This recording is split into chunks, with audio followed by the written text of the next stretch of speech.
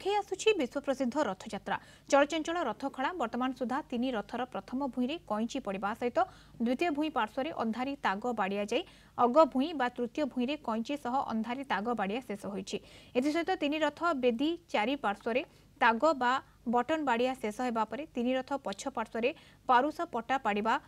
शेष होईछि। तीन रथर दुआर बेढ़ा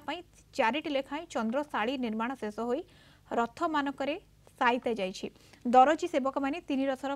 कना कटिंग परे बता कनारे विलास पट्टी सह लेस पका कार्य जारी रखिछन्ति। दोल बेदी अस्थायी कमारशाला ओझा सेवक माने पोटल पई गोड़ीशाल एवं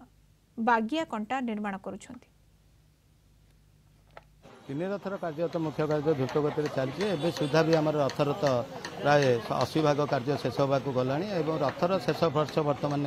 दि जाऊँगी। भी आमर पोटल पारावाड़ी कम जोटा कि चित्र करा भूई नाहका भी रथ उपर जोटा कि लगी सारी पोटल नाहका भी लगी सारा लगी सारिया पर बर्तमान आम नदा भी उपरको उठे सारूँ और किसी समय भितर आम पोटल उपरको उठेबे बंदोबस्त करा चित्रकार सेवक मैंने चित्र कर सारापर से पर्याय कार्य जोटा कि पोटल उठिया कार्य आरंभ हो ऊपर कम संपूर्ण सरिया आमर जो चारनाका उपरको जो तक भूई था से टुंगुरा होकर तीन रथर टुंगुरा सरी आमर ऊपर बड़ थाली पोटल पड़ी कईची सब तक मोड़ा ऊपर बड़ थाली पोटल खंबी एरिका सब लगिला आमर